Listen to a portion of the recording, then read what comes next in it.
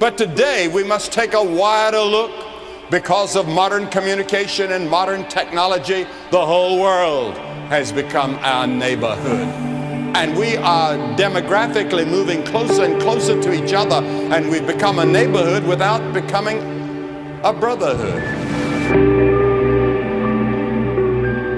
Journeyman is a platform where men can lay down their titles, grow together, learn from each other, and be accountable to each other. Many of us deal with several problems throughout our lives, mentally, emotionally, and spiritually. At times, we may feel alone in our troubles. However, Journeyman is a space where you can feel safe expressing yourself with other men that are on the same path.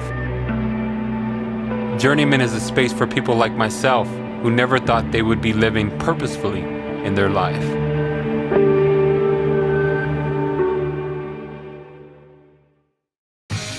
Hey, hey, it's not my song, man. It's not my song. I'm just shaking my head because it's not louder. Okay. What up, fam? We are back, man. We're back live here at Sharpen, and I'm really excited, man, because we got the man who has the eye of the tiger in the house, and super dope. Really excited to share his story with you all, man. But welcome to Sharpen. Welcome to Sharpen. I'll go ahead and lower that music, man, before I get too hyped. I want to do push-ups and everything like that. Yeah, I just saw John Wick 4, man. Hey, you add that with that music, it's going to be on. Larry took me back to Downey, man. He went to a different high school than me, right? You went to Downey. Oh, you went to Downey too? Yeah, that's right. So who went to Johansson? That was out of our friends. Was it Jamie? No, they all went to Downey. Yeah, we all went to Downey, man. So anyhow, he took me back to high school, the locker room, you know. That was a football jam right there, man. Like one of the playlists. But Larry was a party dude, man. But got me in. Hey, anyhow, man, before I introduce our special guest, I'm super excited, man. I got my co-host Patrick in the house, man. We're back in this, and special guest Larry. We'll get more to him now soon. But do us a favor, man. Chat in where where you're watching from, whether you're on YouTube or here on Facebook. Do us a favor. Go ahead and share this podcast broadcast with your networks. Let's continue to get the word out. If you're watching us on YouTube, give us a like, a subscribe, and a notification. And if you're watching us on Facebook, give us a like and share it, comment. Let's talk tonight, man. Really excited. Again, we're here at Sharpen just to create a space for a platform for men to share their story and really highlight what the great work that they're doing in their life and in these areas of faith, family, and community. And so, man, I'm really, really excited to have Larry in the house. Man, there's the thousands and thousands of people that are watching us. That's right. Yeah. But, man, I'm super excited to have Larry in the house, man. And Larry's an entrepreneur. He's a father. He's a man. He's a brother. He's a good dude, got a great heart that does so much for our community. And I just wanted to highlight him. He's co-owner, right? Is that how I say that? Yeah. Okay, co-owner of Mango Crazy, a local franchise that had just blown up into the Central Valley as well into the Bay Area and other areas of expansion. So, yeah, man, I'm going to go ahead and put up his Q code if I can find it here. There it is. So if you're watching us on the top left-hand screen or right screen, and depending on how your phone is, go ahead and scan that Q code to go to the website. You can get more information about the business. I'm sure you're probably hiring, right? Are you hiring? Yeah. Yeah. So listen, I'm already fanboying right now, man. Yeah. I fanboyed. I already put in an application, and I'm friends with the Valencia brothers, and Eddie Valencia is the one that actually took me there many years ago. Cool. And I said, hey, man, they just sell ice cream, don't they? And we were on beat one time. He took me in there. Man, I floated out of there. I heard my life was changed. I heard that. Said that it was, I was a fan since then. Yeah, I mean, so here at Sharpen, man, again, we're just a podcast for men about having organic conversation. We're having fun. We want you to hear the realness of the conversations. We want you to know the people who are the who's are doing some good things in our city, in our community, and across the board. But, Journeyman's about creating communities of support surrounding commitment and accountability to strengthen our lives in the areas of faith, family, and community. Our conversations that we have are about commitment and accountability, focusing on our weaknesses, but also focusing on what we're good at, and at times, learning from each other. I believe that in order for us to grow, we have to increase our knowledge from individuals who are going ahead of us or who have done better things than us. Right? I'm okay with that. And so, we're faith based, while others are really just talking about Jesus and the salvation, which is essential. We want to go deeper than that. We want to have conversations around commitment and accountability for the support for the journey for us as men. So, as you know, men's a new pandemic. It is. I mean, there's a lot of issues that men are facing now in the world. And, what we're on a journey for is just really allowing men to face those issues that we deal with and grow from that point. So it's been a month since we've been here, and there's some amazing conversations throughout this month with men. Yeah. And I heard a brother talking about being a rebel and what it meant to be a rebel. Hey. And we talk, you talk about our old school stories and your Downey stories. Oh, hold on, man. Hold on. I got to leave those in the vault, man. All those. But he said, really being a rebel nowadays is, staying married. Yeah. Being a rebel nowadays is, That's good. not watching porn. Being a rebel nowadays is spending time with your kids. Come on. Being a rebel nowadays is opening your Bible. Mm-hmm. And so he had a really good time listening to him talk about that, about being a rebel in society now. And we were able to exchange ideas about what it is to be a man and thoughts and theories on it. And I was really blessed by that since the last time we. That's good, man. Yeah, that's good, man. You brought the word rebel out, so I just had to throw some house music in there, man. Hey, hey, Larry knows what's up, man. But hey, anyhow, man, sorry, that was a really serious conversation. Usually Zeke was here, and I usually give Zeke that look. Somebody come get your dad. Yeah, that's one of those moments. Somebody come get your dad, but I had to give it out to y'all. Hey. No, man, that's great. That's a great conversation, man. And I was just about to ask you, how was your month? And you just really just hit it off, man. I was going to go into the John Wick for, post movie review, but we're going to focus on you tonight, Larry. We're going to focus on you. But you start with that Eye of the Tiger, and then I watched John Wick 4. I'm ready to get it. Come on, man. We're going to the gym right after this. We ain't doing that. I'm going to bed. No, I hear you. Again, Sharpen's here, man, just as a platform for men to really learn from each other. We're learning here, very digital platforms, and we're hoping that you're going to get inspired tonight by the conversation that's been happening and the story behind Larry, man. And so, Larry, man, let's talk, man. Who is Larry, man? Just be friends, man. We're here, dude. We're here. Who's Larry? So where are you from? Go ahead. It is the first time me personally meet him. I've heard amazing things about you, Larry, through friends in the community. Yeah. But just like the first time us meeting, tell me a little bit about yourself. Yeah. Who's Larry, man? Well, first of all, I just wanted to say thank you. Yeah, for sure. Thank you for having me on here. It's a pleasure. Always me and Jose always have a good connection. Mm-hmm. Good to meet you too. Yeah. I thought you were really funny coming in, man. That's my boy Patrick, man. It's made it so much fun just to even come in here already. So love it, man. Who was Larry? A kid from, grew up in a rough neighborhood, man, that's just trying to make a way. Yeah. Trying to leave a path, trying to leave something for the kids, for the family, for the community. Yeah. I really want to do that. Yeah. I really want kids to come outside and be like, look, I grew up here, but look what I accomplished. I did something that, a lot of people haven't done. Right. And that's my goal, is to lead. Yeah. To break through. And that's what I think Andy and I, our big plan is. Yeah. Big scheme of things. So Larry is from Airport neighborhood. Yeah. And me and Larry grew up since, Wilson? Was it Wilson? Yeah. Elementary? Yeah. It's crazy. I've known this guy for that long, and we've been friends throughout high school and connection and just that long time. So Larry knows my hood, man. Yeah, over 30 years. Yeah. 30 years. Larry grew up in Airport neighborhood where I grew up, and really not knowing that I was impoverished, and just not knowing that. I mean, we always had a roof over our head.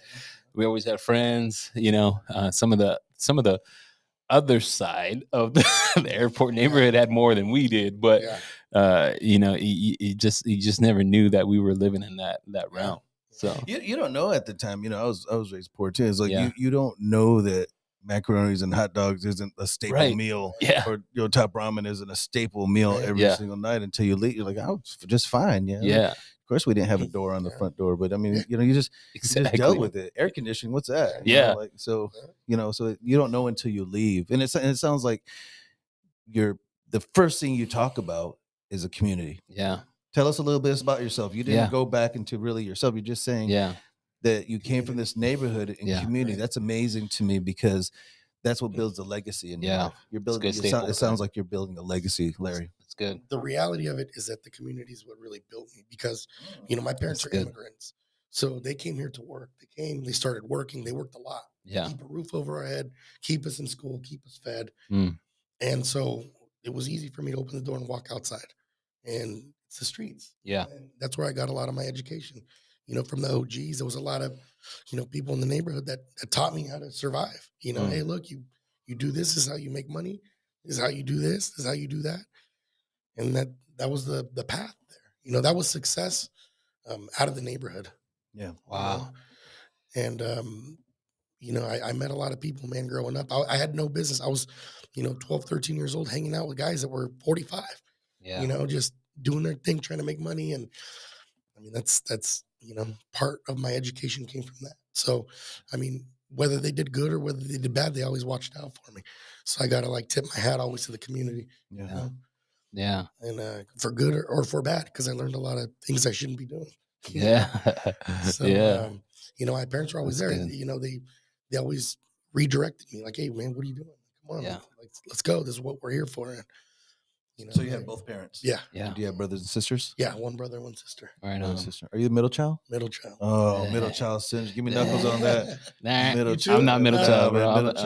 I'm the one who has to take care of everybody. We're the least screws. Okay, so both parents with 3 kids. Mm-hmm. Yeah. 3 kids. And then so you get through elementary, junior high. Yeah.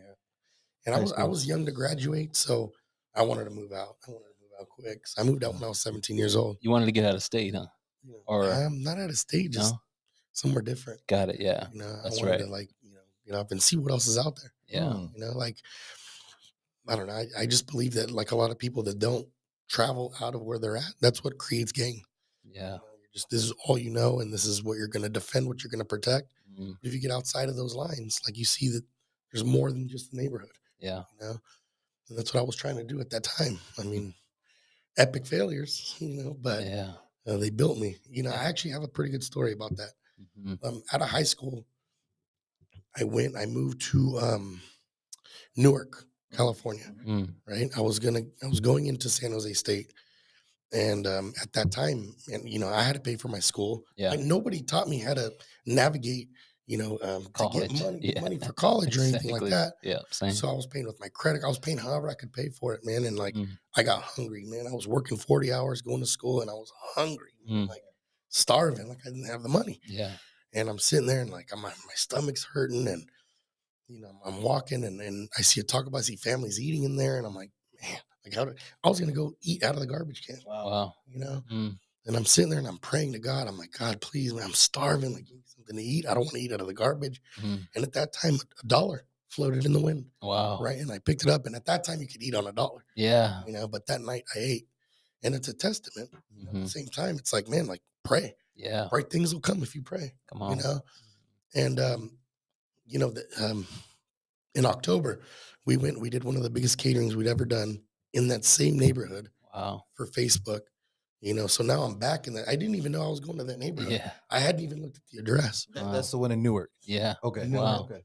So I'm driving back there and I'm like, I'm seeing all this familiar stuff. I'm like, man, that's my old neighborhood. This is where that happened, Wow.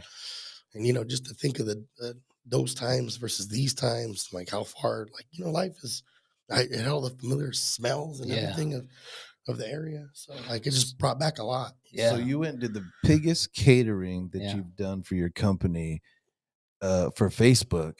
Yeah. At the place where you were this close to eating out of a garbage can. That's crazy. Wow. Once again, this another time during this podcast we've been doing for a few months, where you just can't make that stuff up. Right. Yeah. You just really can't make that stuff up. Amazing. Yeah. Yeah. What's up, Rob? Rob's watching, man. What's up, Robert Polito? Give him a shout out, man. Robert, What's going on, man? Good Rob to see owes you. me $5. Hey, So- $5, bro. No, Bring us a taco truck. Hey, do us a favor, Rob. Share this. God bless. I don't know Rob. Yeah, go ahead, Larry. Sorry, man. So when you went, if you don't mind me interjecting, when Mhm. you went, it sounds like you got out of high school. It sounds like you made it through the trenches. Yeah. Yeah. Yeah. You know, that's you have good. both parents. Yeah. And your brother, brother and sister. Yeah. Right, brother and sister. And you said there has to be more. Was there a teacher? Was there a counselor? Was there a pastor? Was there somebody that said, "Hey, man, gonna get it out of you, Larry." there's more. There's more to this hood." That's good. But every now and then you'll meet somebody 30, 35, like, "Oh, you ever, we went to Hawaii. Where have you traveled to?" They're like, "Turlock Fair." I went to Merced one time. I'm like, "No, you never. No, they'll say, "No, I never been out the state." Yeah, you that's know. good. And so was there somebody in your life that you can go back to? I mean, obviously my parents, but I had one teacher, man. I played tennis. I was one of the best tennis players in the area, believe it or not, before I gained all this weight. Yeah, dude. Larry was a tennis player, dude. Can you believe that? My tennis coach. Hey, we tell people accept him. Don't stereotype. Don't stereotype and have fresh eyes when you meet people. I'm sorry, man. Me and Larry are really close, so we can laugh at each other. See people through the eyes of Jesus. And then he said he played tennis, and I went. I'm just kidding, bro.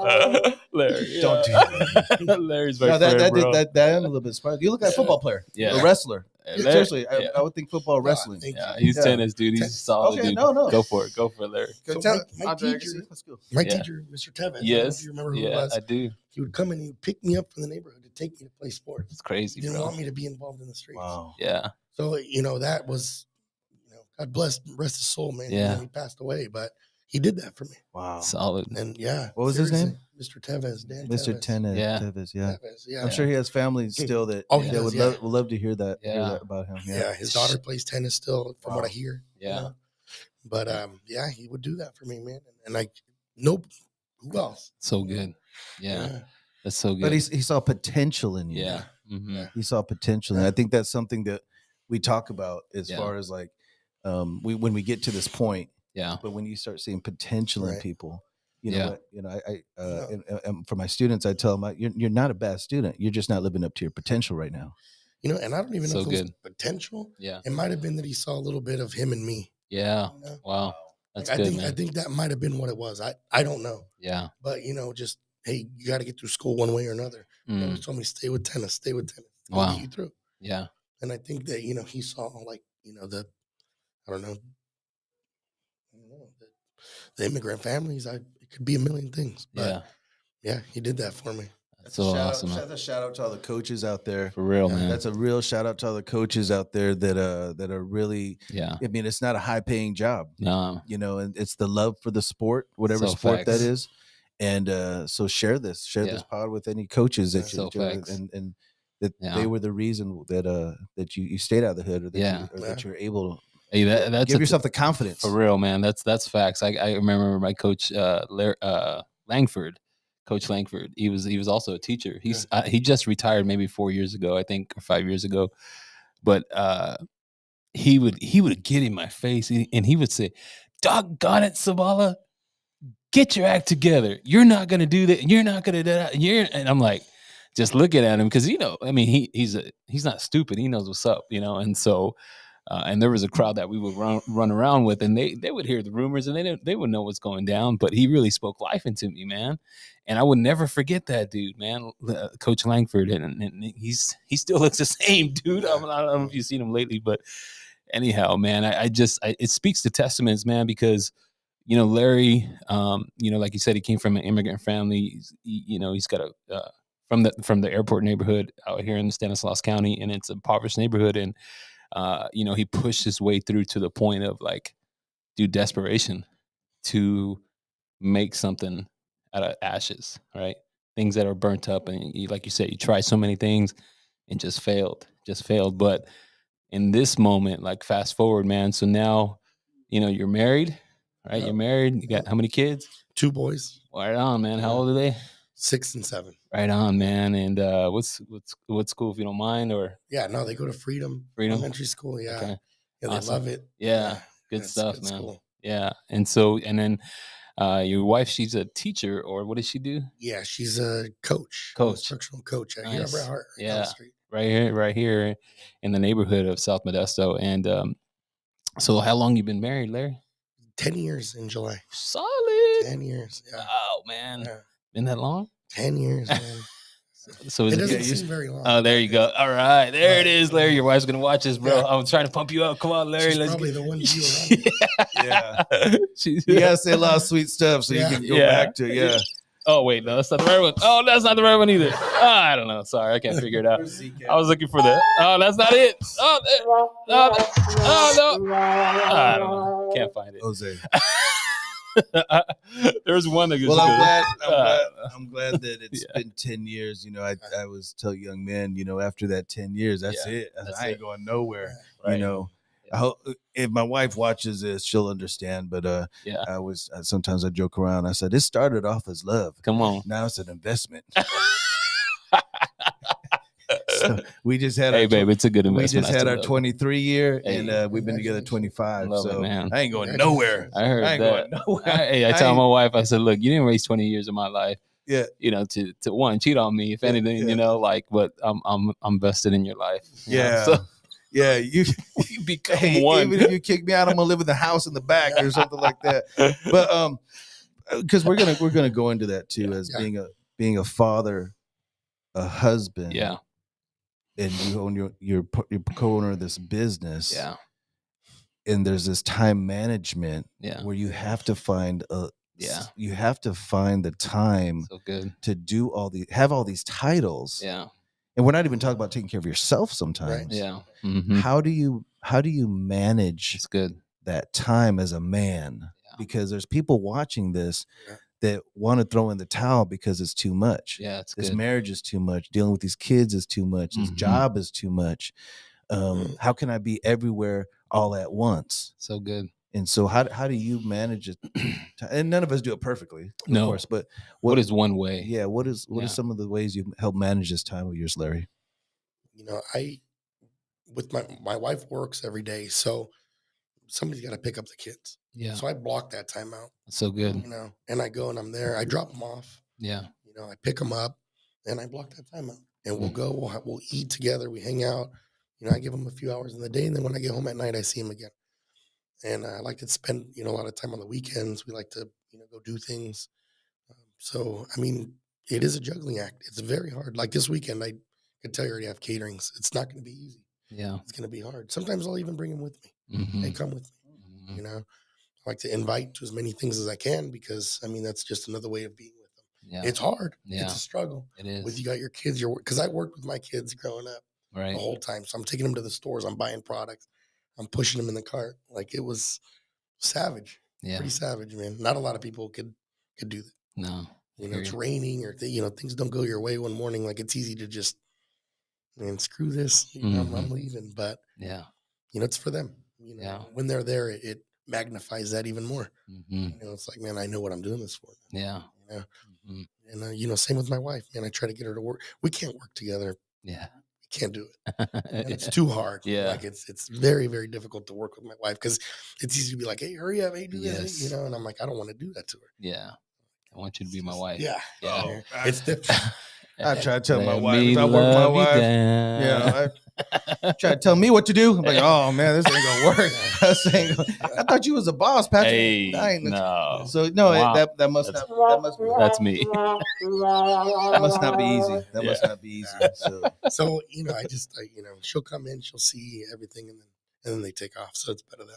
Yeah. Because when we try to work together, you like being a dad? Oh, I love it. It's the best thing ever. That's I good. would have 10 kids if I could. Hey, yeah. Tell me what you like about being a dad. That's good, man. You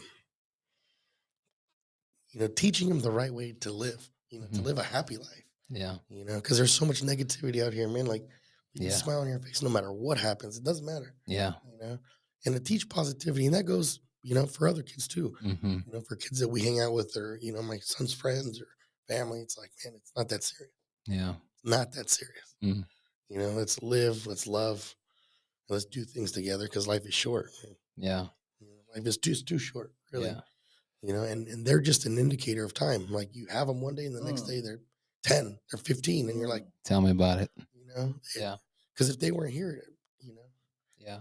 I don't know. I like that. They're an indicator of time. That's good. It's really good. That's so true, man. It sounds like you have an appreciation. Yeah. You have an appreciation already. Yeah. Some people wait until they get elder in years, 50, 60, 70 years old, where they're having this understanding and appreciation now. Yeah. But it sounds like you already have this appreciation. Oh yeah, Larry.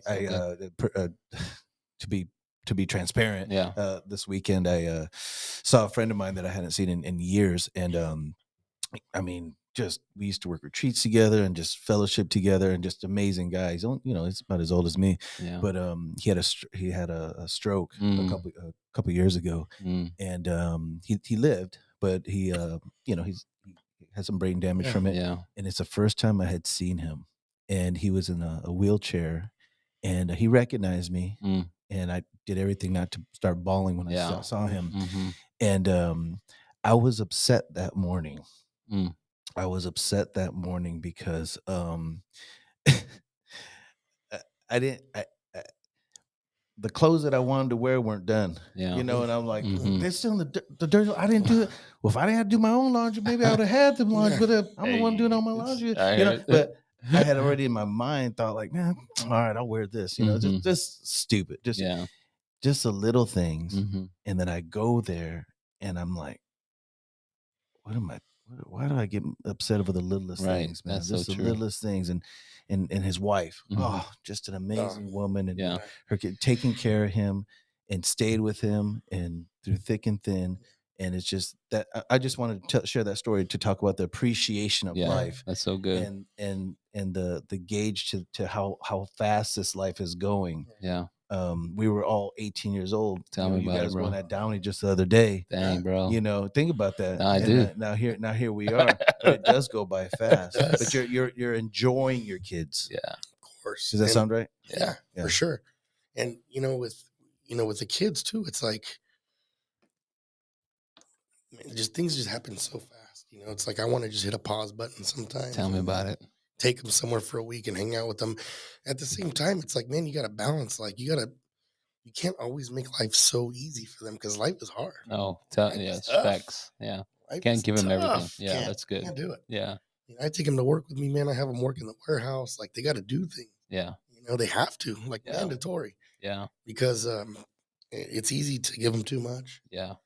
Especially like from where we're coming from. It's like, man, I don't want to live like that. Let me give them everything. Yeah. No, that's hard. It's you're doing them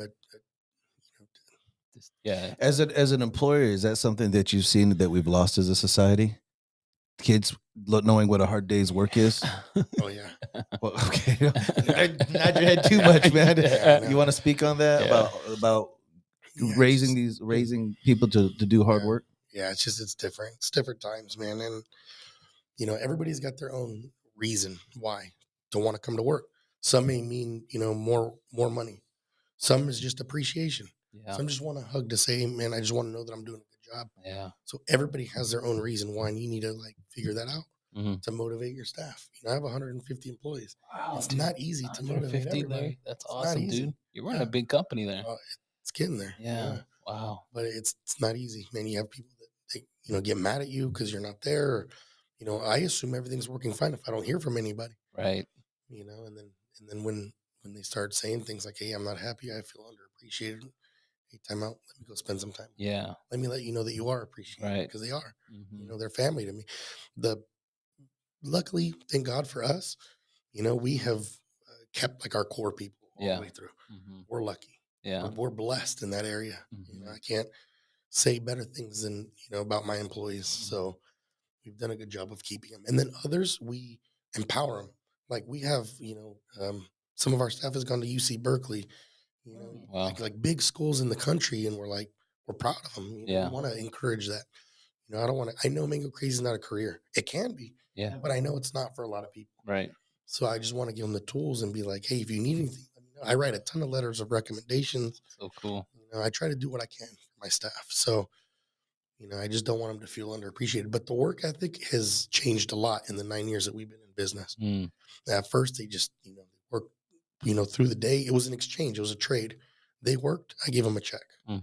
Now it's different. Now it's like, not only is it a check, but they want all these other things, you know, and consistently wanting raises, but not doing the work is, right.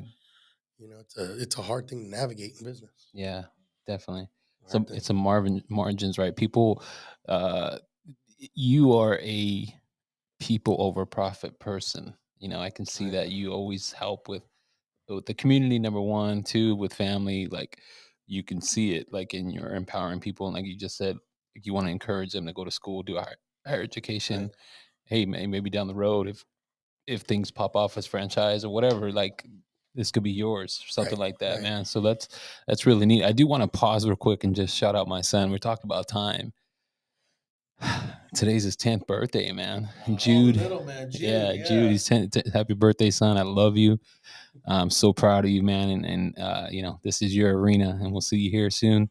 Couple years, you and Zeke, you guys be handling this stuff, man. Me and Patrick will be grandpas or something like that. I don't know. Uncle Patrick's over there drooling in the corner. Yeah. We need a diaper change. Yeah, it's all right, man. Yeah. But happy birthday, son. I love you. Can't wait to celebrate you tomorrow. And thank God for your life, man, your heart. So, Larry, man, let's talk a little bit about your pivot of, you know, entrepreneurship. You started this thing called Mango Crazy. How did it come from? Yeah, where did it come from? How did it start? You know, Andy and I, we saw an ice cream shop that was for sale on Craigslist. Okay.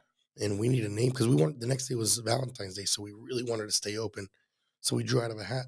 We picked a bunch of names, threw them in there, and drew out of a hat. And that's where Mango Crazy came from. Wow. Now, who came up with Mango Crazy? I don't remember, but I think it was Andy. Oh, okay. Wow. Yeah, I think it was Andy who threw that name in there. Yeah. An ice cream truck? It was a shop. Roselle and Floyd, the first shop that we had. Yeah. Okay, Roselle and Floyd. There was a ice cream shop. Yeah. Yeah. And it was up for sale. You guys had this idea from way back when, or you just not to have an ice cream shop, but to run our own business. We didn't know what the business was gonna be. Got it. Okay. Ice cream. Really? Yeah. So, yeah. You had no idea that. Yeah. I just knew that if I could make a lot of money for other people, why not try to make it for myself? Yeah. And it's funny too, the way, you know, God works. And that's the way I always say it is, you know, because Andy and I had never done business before. You know, we get together, we start operating this ice cream business. Nobody's coming in. We don't know if we're doing anything right or wrong or what's happening.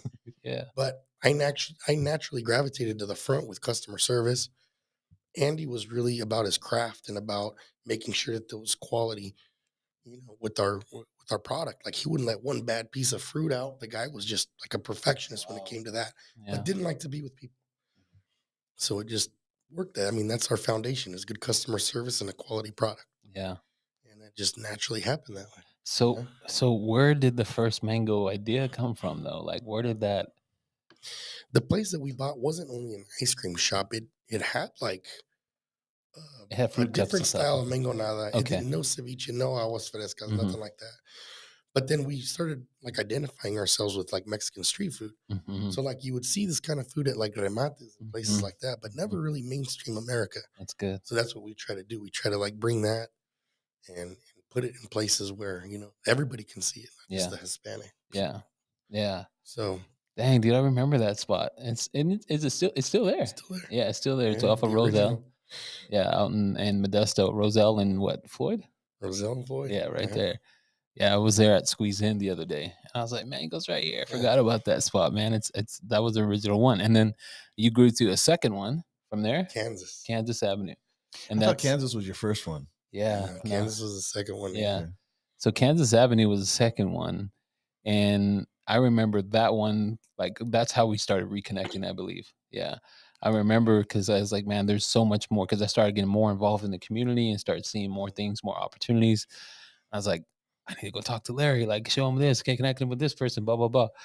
And so anyways, I go down there and he's there. And, you know, I don't go for freebies, bro. So I bless the business. I'm like, dude, I'm going to pay for it anyways. I'm not going to, you know, and he's like, no. I'm like, nah, bro, we don't do that. You know, it's support. I mean, I'm going to pay for it anyways, you know, so don't always look for a hookup, fellas. You know, like, you need to support the gente and send business and send family your way. And scan that code and you can find all the locations there for Mango Crazy. So the second location, man, I don't know how much information you can share or if you can, but like something happened at the second location. What happened at that point? Do you remember? Yeah, it was overwhelming for us. Like we didn't, we knew that our lines had gotten so long, we needed another location in Modesto. Yeah. So that place came along, and again, we're blessed. Like, there were so many people trying to get that spot, and we got lucky. They liked us out of everybody. People were offering them double. Wow. And they liked us, and we got that location, and things just started getting, better for us. But the transition between one location and two it's a big change. You go from a little mom and pop shop to a not a chain, but I mean, definitely more than one. Right. Yeah. Right. Yeah. Go ahead, keep on. And so that was, stressful. Now, we had to think about also like organizing ourselves to where like we can do shipments to both locations, and we had to entrust our shop with other people. And that's difficult. Yeah. Yeah. But to grow, now I realize that, like, now in retrospect, like, that's the key. It's like your product has to get watered down for you to grow a little bit. Yeah. And then you can circle back and make sure that it's getting more fluent, but it'll never be the way it was when you were there. Right. Right. Yeah. So I remember going there, man, and just reconnecting with you. And I remember specifically praying for an opportunity here. And I said, I touched the register. I was like, hey, Larry, man, like, is it cool if I pray? It's like, yeah, no, let's do it, man. And he was very open and accepting. And we prayed. And I specifically said, the Lord had me say this. He said, you will not go without, and this register will continue to expand. And from that moment, like, can you share kind of what happened through that drive-through at that moment? Somebody came through and seen your product, and what happened after that, man? Yeah. We had some investors that came through, and they really liked our product. They're from San Francisco. They came through, and they're like, hey, we want to throw some money at you guys. We want to see what you guys can do. And so we opened San Francisco. That was our third location. That one in the food truck at Grubhub's. Yeah. Yeah. So those were about the same time. And, they came in and they believed in us, and they believed in, and still to this day, like, they mentored me a lot. Yeah. A lot, man, because, to grow to these 22 locations and deal with the issues that you deal with at this level are, there's not a lot of people that could guide you through that kind of Totally, stuff. man. 22 locations, bro. There's 22 locations. Am I go crazy? Yeah, it's crazy, huh? With the food trucks. Yeah. I mean, where? Right. I mean, I have 2 in Arizona, South of Visalia, Outwater, 2 in Turlock now. Are you kidding? Wow. Lathrop, San Jose, Campbell. Something comes up when you talk about these investors came up through the drive-through. Yeah. And wanted to throw some money at me. Yeah. Now, I'm correlating this with you're raised in the hood. Yeah. And those of us that maybe we're raised, like that, we have trust issues. Mm-hmm. And so we don't trust right off the bat. Yeah. and you're listening to this podcast right now, nodding your head too. Yeah. So how did you get through that? Was there mistrust at first, or like, hey, let's see what, because you said you learned from the streets, but that's what the streets teach us. They teach us, hey, don't believe everything everybody's saying right off the bat, because it's conditional. Like, what's in it for you? That's good. Nobody's nice for no reason. So was there a point where, like, you didn't there was a trust, you had to work through that trust? Was there those times with people that say, hey, here's a bunch of money, you didn't automatically say yes? There was a lot of times before these people hit us up where they were like, hey, here's money. For Andy and I, it was never really about the money. It was about how can we figure out how to copy the cookie cutter this and make it bigger and grow it. Because a lot of people didn't have the knowledge. They had the money. They didn't have the knowledge. And that's what Andy and I were looking for. When dealing with these guys in particular, they have same background. They have the same, like, we talked for a couple of years before we struck a deal. Right. It's not like it happened right away. Right. Not right overnight. Yeah. There was a lot of conversation. We got to know them really well. They're my brothers now. Yeah. They're solid, man. That's awesome. I wouldn't have done it any other way, to be honest with you. Yeah. And the things that these people have taught me have been, so this group of investors they're a group of investors from, like, the restaurant business. Like, they're high profile people in the industry. Yeah. So, like, I can tap them at any time, be like, yo, how do I do this? Or one's in charge of, the CEO of a major company. The other one's a leasing guy. Yeah. Right. One guy writes books. He's a restaurateur. Nice. So they're responsible for Applebee's, Outback, and a lot of other companies. So, they formed, say the, like the, I don't know, Avengers. Yeah. And they put these people together for us. And that makes let me sense. tell you, it's incredible to be working with the architect that has built all the Starbucks on the West Coast. Wow. And me and Andy are sitting there, dude, two kids. That's awesome. And we're working with these guys. They built the Chipotle's, like they built all these places. Yeah. And we're sitting there and we're working with them, and we don't know what we're doing. Yeah. But we're figuring it out. Like, we're not going to sleep. If we have an opportunity, man, we're going to take advantage of it. Yeah. Because I'm not going to just sit there and be like, I'll let them do the work. Yeah. Or, like me and Andy did not sleep. I can't tell you for how long trying to figure this stuff out. Yeah. So now, I mean, I'm not only a business owner, but I know how to read plans, write plans. I know how to do all the things. That's awesome. So, it's taught me a lot. Yeah. It's taught us a lot. And their family, like I said, I call them right now. All love. Wow. Like, it worked out. Thank God. Yeah. Can you two talk about the importance of networking? Yeah. So good. Can you talk about the importance of networking and not burning bridges? Totally, man. So good. There's so many. Yeah. So Mark said, go. Okay. Hey, so I think for me, my life has been about relationships, and I think relationships is core to any success in life right now, whether it's in faith or, you number one, like for me, relationship with Christ and having that deep rooted love for him, and he loves me just as I am. And then that hopes is flourishing out to the relationships that I build. Right. I think it's key. I think one, it's authentic relationships with nothing in return. Like I didn't want to buzz or bug Larry for anything.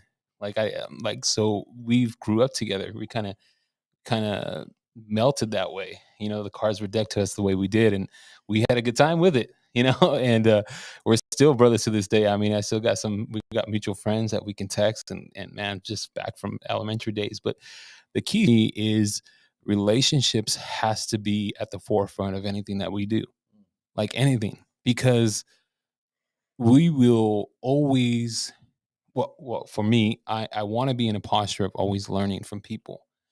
However, some people aren't that way, and to me, my life has been around people who I've allowed in, and that's hard sometimes for a lot of men, especially.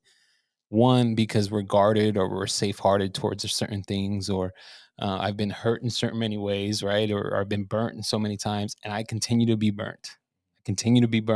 And it happens over and over and over, So, but for me, I've looked at a suit. I call it my my library of relationships.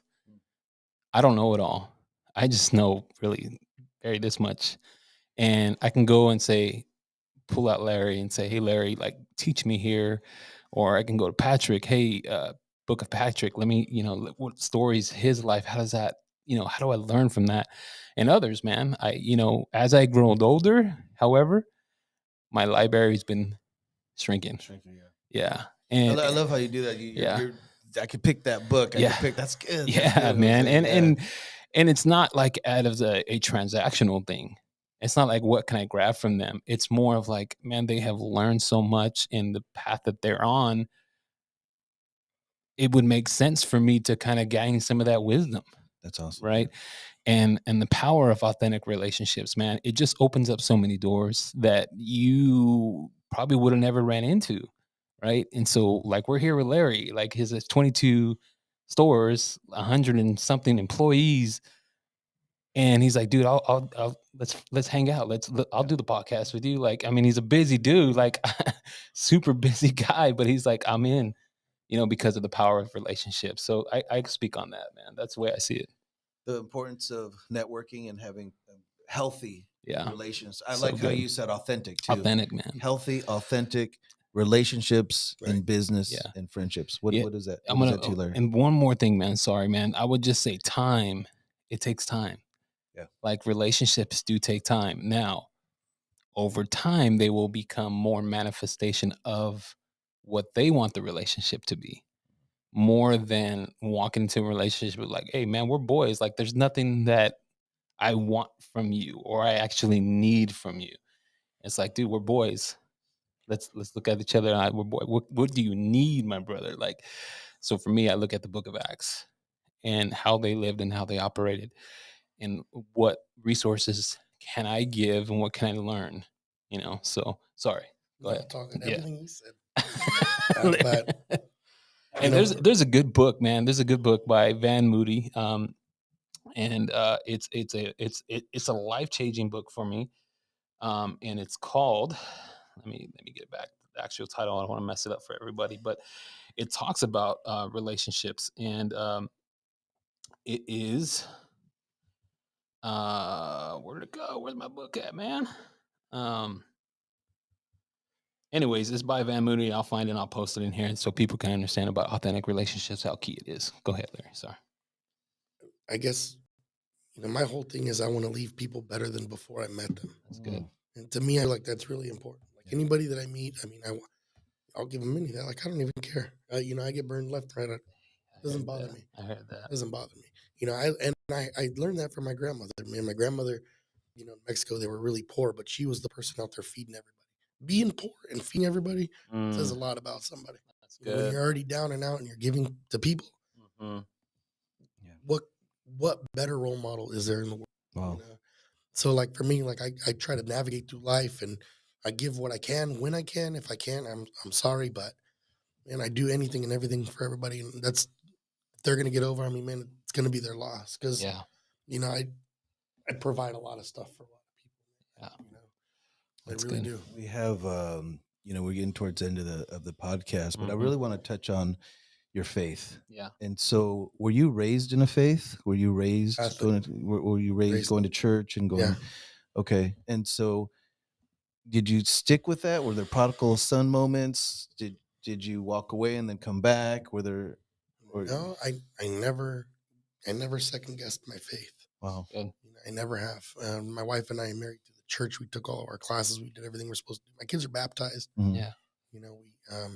Do I go to church all the time? No. Since COVID, things have changed a lot. Yeah. But, if I look for the Lord, I'm going to find him. And that doesn't necessarily mean, a religion. So good. It doesn't mean a religion. It means wherever I go and I feel it. It means a relationship. It's a relationship. And Larry's preaching now, bro. Yeah. Come on out, bro. So I would venture to say, with dealing with that many employees and that many places and being pulled in this many different, does it give you an opportunity?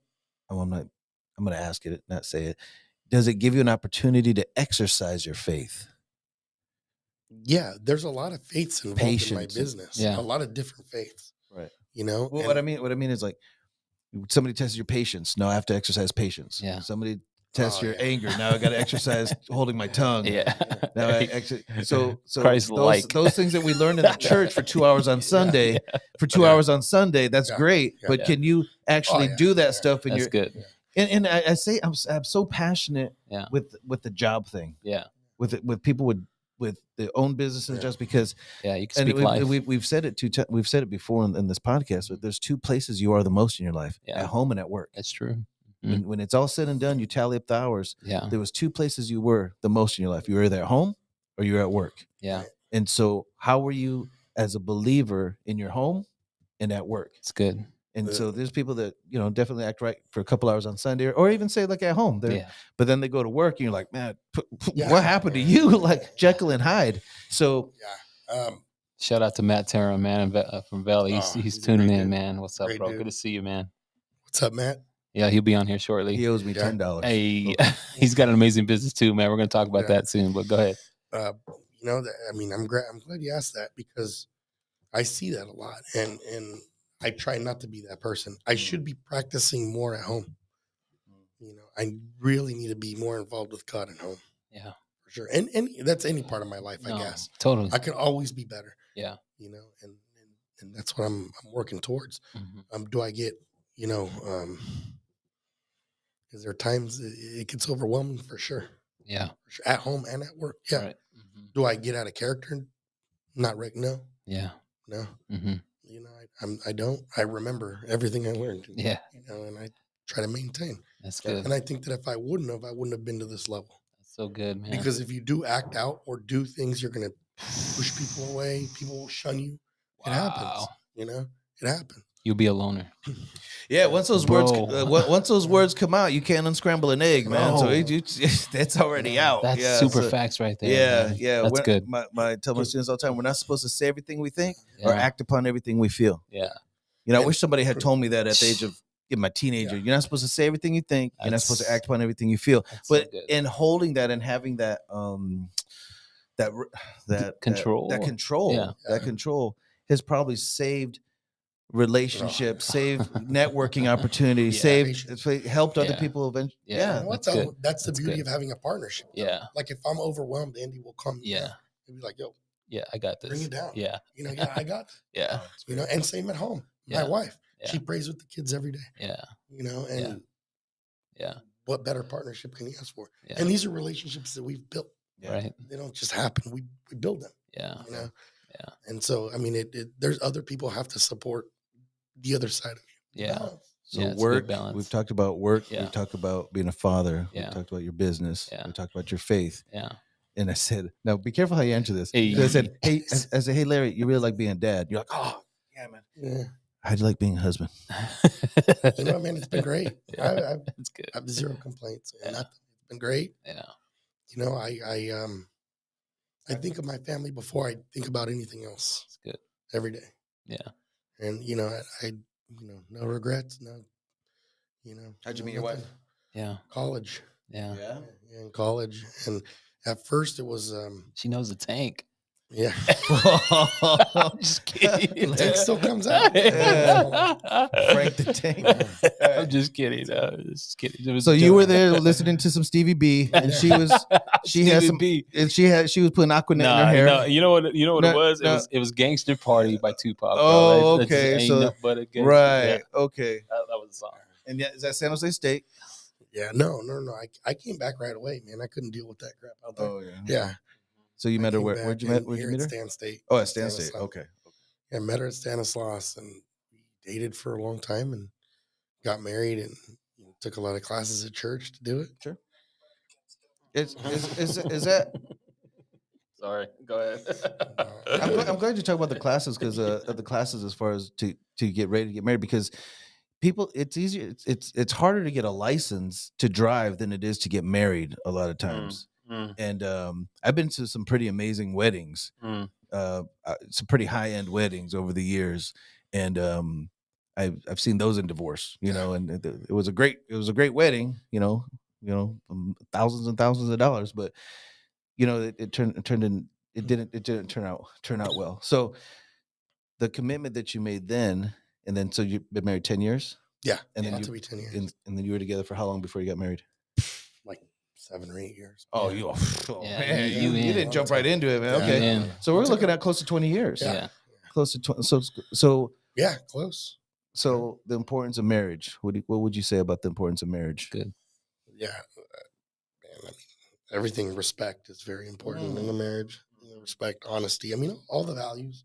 Yeah. You know, but most importantly, the beauty of marriage is that, no matter what you go through with that partner, if you could see him on the other side of those problems, life is beautiful. Yeah. It's good.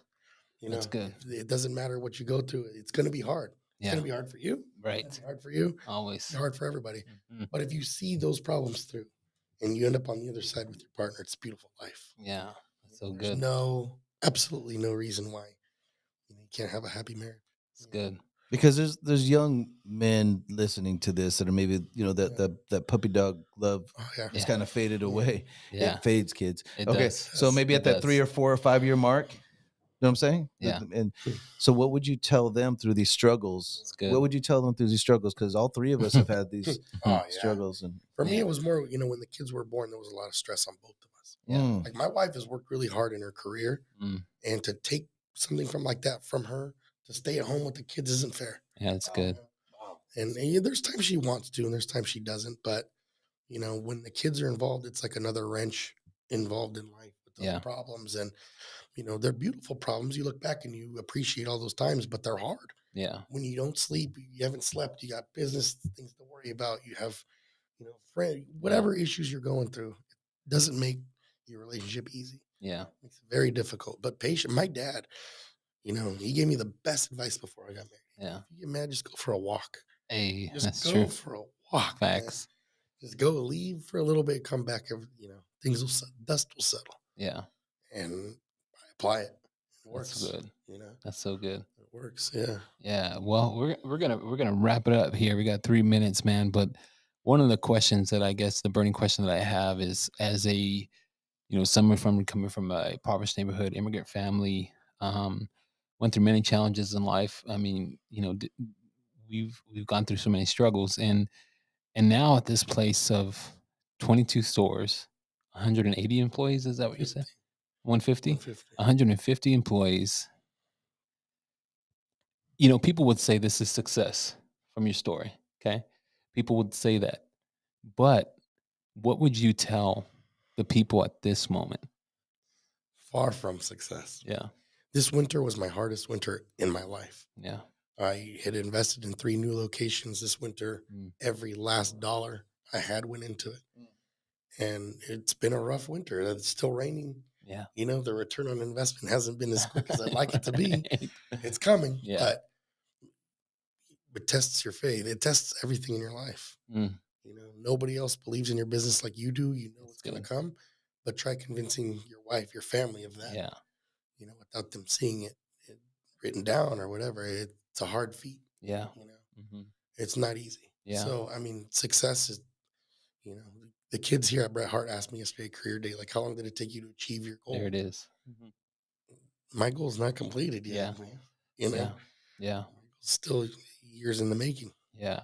And I would say this, man, like I would add to what you just said there, because what I see as success is what you're doing in the community. Yeah. So you're I mean, everywhere I go, me and Larry sometimes in mutual spaces, I'm like, what are you doing here, dude? Like, what's up? But he's out there sharing his story, empowering the next generation. You just said it. He was here at underserved school out here in Stanislaus County, and just empowering the next generation of sharing his story. And man, honestly, too, any type of community event or something that is popping off in the community, he's like, dude, we'll make it work. We'll figure it out. We'll figure it out. And he's there. And so I would say that's success, man. Your story, you're local. Andy's local too, right? Yeah, Andy's local. The local boys, immigrant families, Hispanics, man, just grinding it out.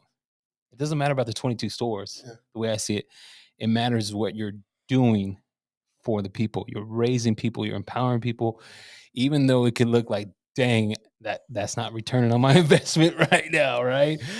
But man, I would say I would want to congratulate you on that, man. For that's a huge deal, and you've been doing a lot for the community, man, and it shows. It shows. I mean, people know who Mango Crazy is, and I think it's part of the partnership between you and Andy.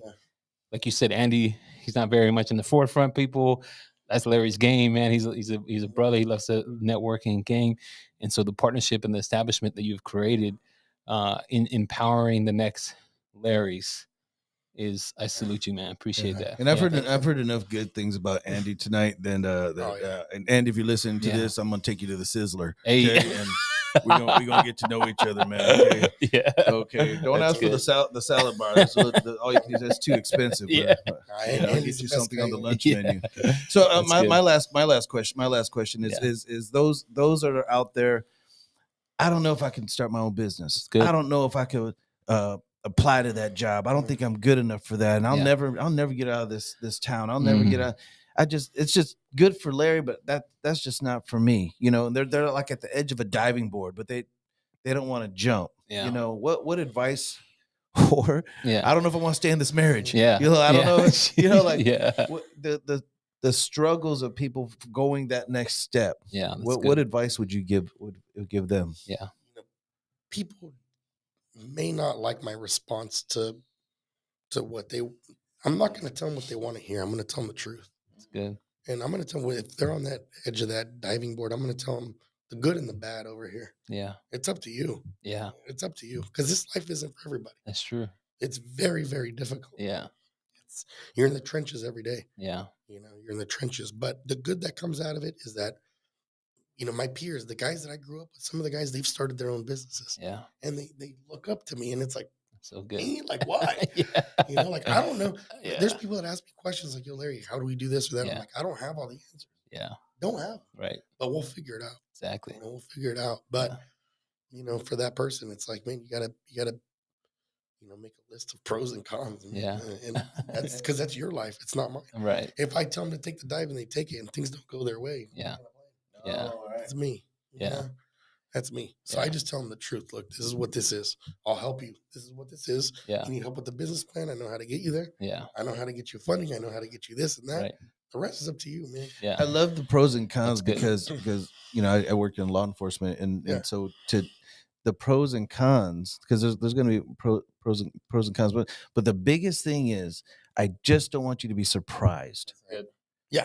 I just don't want you to be surprised, because that's what happens with people that just jump in. They're surprised. They're like, I didn't know I was going to have to deal with this. I didn't know but when you tell people the pros and cons, and let them make the decisions. Now, when it does get to the con side, they're not surprised. Right. They're not surprised. Like, oh, you did tell me this might happen. So as long as That's we try to good. take That's away good that leader. surprise, so take away the surprise element and just stick with the pros and cons. I totally agree with you, man. Thank you so much. That was amazing. That's authentic leadership, man. I think if you give them the truth, right? Because you can do everything you can to say, I'm 22 store owner, I have 150 employees, but you're lying. There's more to that, right? So a lot more. So you're giving them the truth, man, and I appreciate that authentic leadership in you, man. Some people they don't appreciate it. That's true. Somebody will come to me and be like, "Hey, I want to open up a food truck." All right. Well, it's this, it's that, it's this, it's that.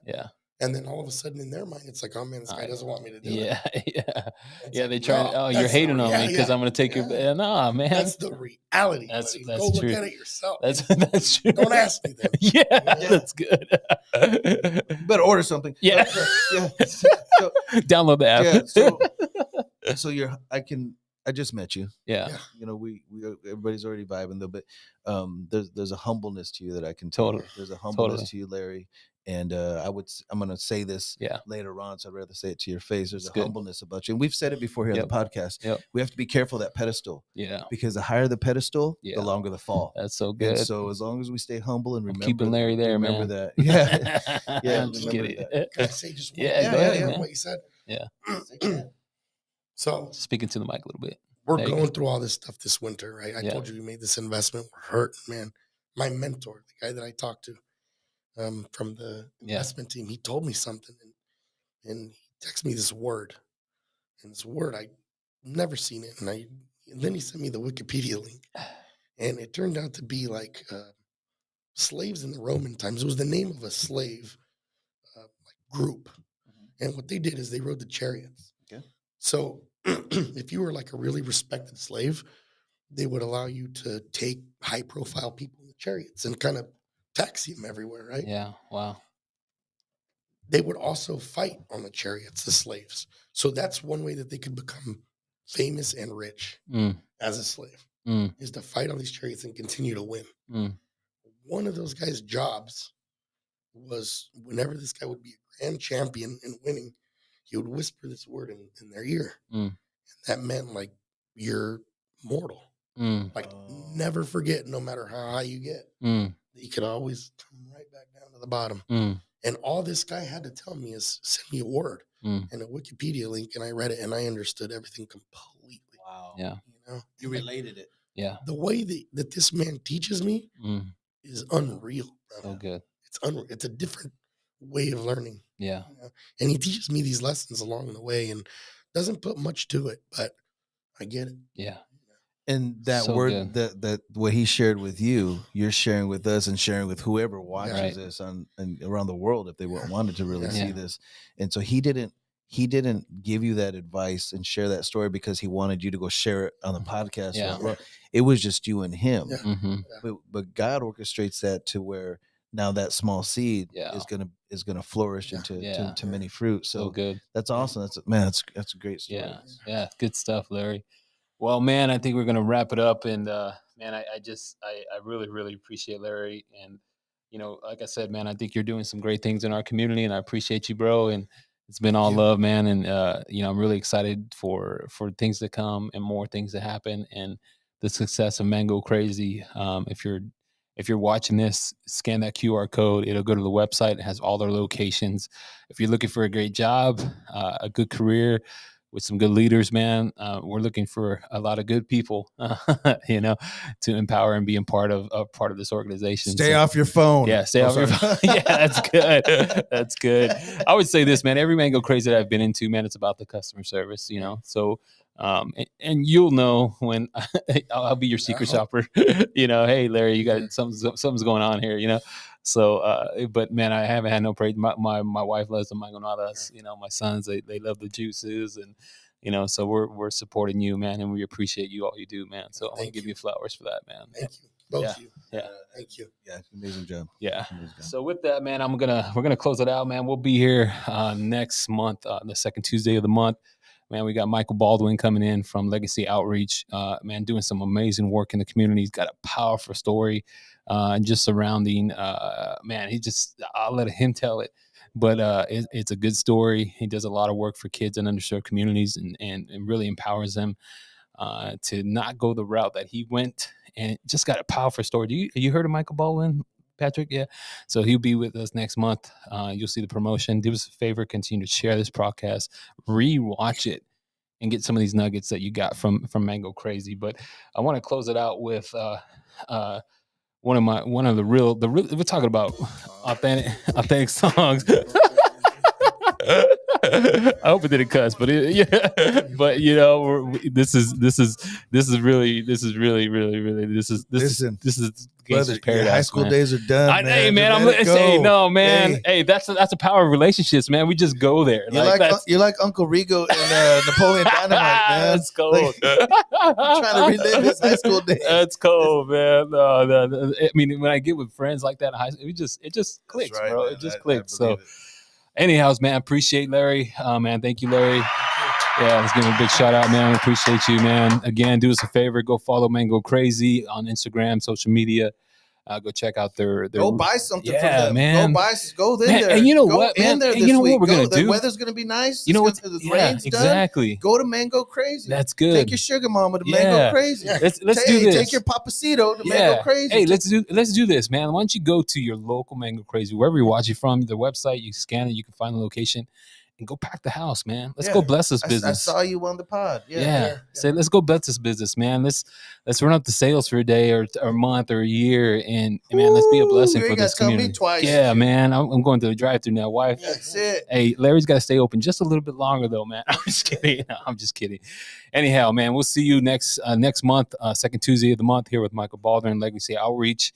We are about to be out of here. If you have any questions, comments, you can email us, like us on Facebook, share this with your family, and God bless. Thank you, everybody.